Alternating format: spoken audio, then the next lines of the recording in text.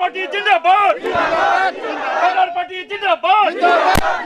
voter party long live voter party long live আজি ক'বলগীয়ানো কি আছে আমিতো ৰাইজক সলনি হোৱাৰ কথাটো কৈ আছোঁ আমি খালি নেতা সলনি কৰি আছোঁ ইজনে সিজনে চবেই ভাই ককাই দিছপুৰত ধুনীয়া কৰি মিলি জুলি তেওঁলোকে খায় আৰু ৰাইজক কি দিয়ে লেঠুডাল দিয়ে এইটোৰ কাৰণে ৰাইজৰ পৰিৱৰ্তনৰ নামত আমি নেতা পৰিৱৰ্তন কৰি থাকিলে নহ'ব আজি ভাৰতবৰ্ষ স্বাধীন হোৱা ৭৫ বছৰ হৈ গ'ল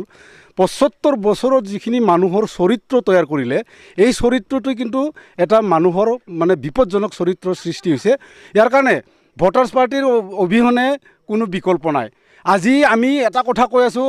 আজি যিজন প্ৰমোদ বড়োয়ে আমাৰ কি বুলি কয় ৰঞ্জন দৈমাৰীক তেখেতে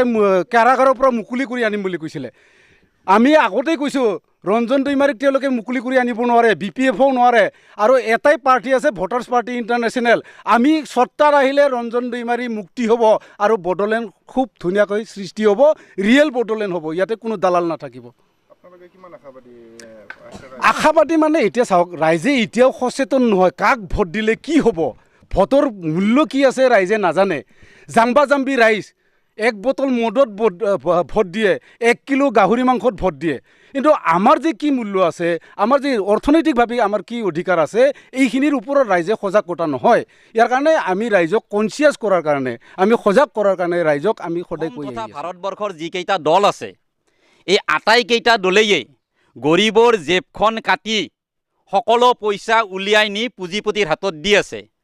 একমাত্ৰ ভোটাৰ পাৰ্টিয়ে কৈ আছে গৰীবৰ জেববিলাক চিলাই কৰি থকা পইচা দিয়া দায়িত্ব আমাৰ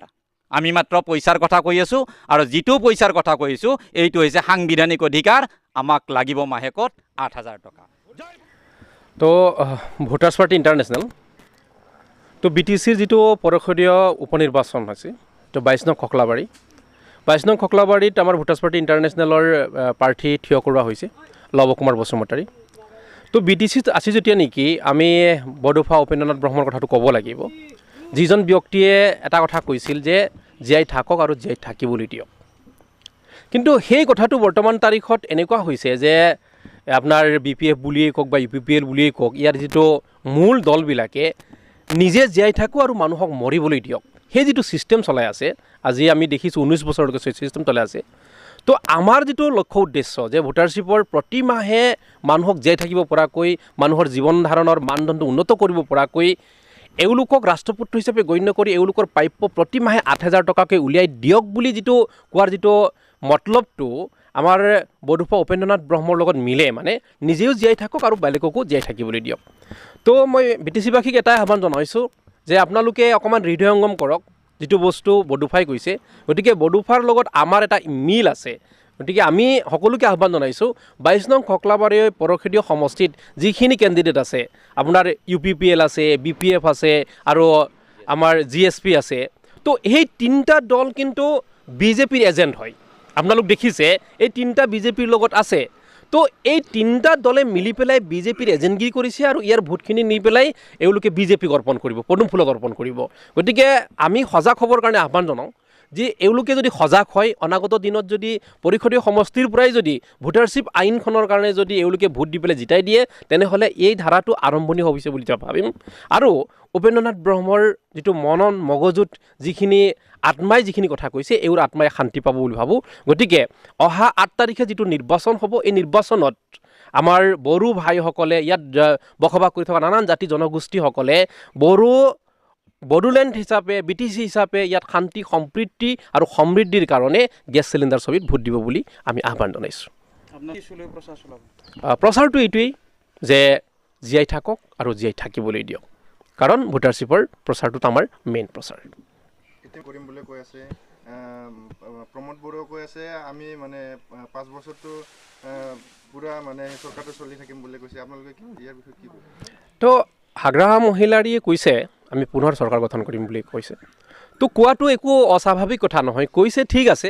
গঠনো কৰিব বা কৰিব তাৰ লগত একো কথা নাই গঠন কৰিলেই জানিবা কি হ'ব প্ৰমোদ বড়ো চৰকাৰে 5 বছৰ কমপ্লিটেই কৰিব পাব্লিকৰ কি হ'ব একোতো হ'ব লগা নাই গতিকে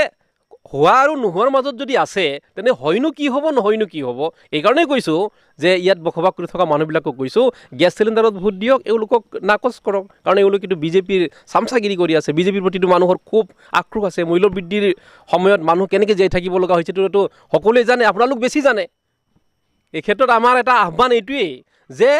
মূল্যবৃদ্ধিক যদি বিৰোধ কৰিব লাগে মূল্যবৃদ্ধি যদি নালাগে বিজেপিক যদি বিৰোধ কৰিব লাগে এই তিনিটা যে দল আছে VPI VPL আৰু GSP তিনিটাক নাকচ কৰি দিয়ক কাৰণ তিনিটা বিজেপিৰ এজেণ্ট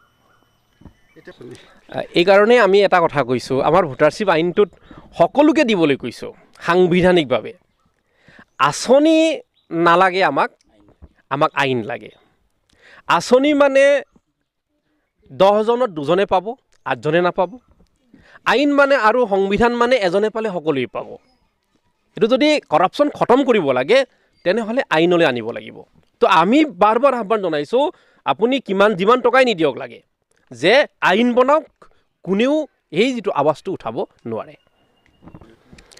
প্ৰমোদ বড়ো ডাঙৰীয়াক আমি কৈছিলোঁ যে আপুনি ইমান লেজেণ্ড আপুনি কি লিডাৰ জাতিটো আপোনাৰ ওপৰত বহুত আশা আকাংক্ষা আছিলে বডোলেণ্ডৰ বিষয়টোক লৈ পেলাই বড়ো জনসাধাৰণৰ হাৰে হিৰে তেজে প্ৰবাহিত হৈছিলে গতিকে এওঁৰ পৰিৱৰ্তনটোৱে BTCৰ যিটো মূল শক্তি এই শক্তিটোক দিল্লী আৰু দিছপুৰক পুনৰ বন্ধকত ৰাখি আছে গতিকে এই বন্ধকী ছিষ্টেমটো এৰিব লাগে সঁচা কথা এতিয়াৰ পৰাও কওক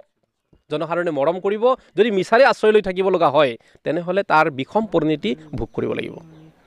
এটা আহ্বান আছে আমাৰ নেতা পাৰ্টি বাদ দিয়া ভোটাৰ পাৰ্টিত যোগ দিয়ক নিজক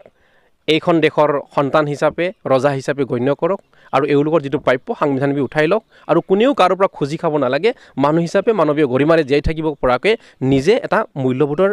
জীৱন যাতে কটাব পাৰে এইকাৰণে ভোটাৰশ্বিপ খুজি লওক কিমান আশাবাদী আপোনালোকে তো আমি আশাবাদী আমি এতিয়া নকওঁ কিমান আশাবাদী এই সংখ্যাটো আমি ক'ব নোৱাৰোঁ কাৰণ এই বস্তুটো ৰাইজৰ হাতত আছে বৰ্তমান আমাৰ হাতত নাই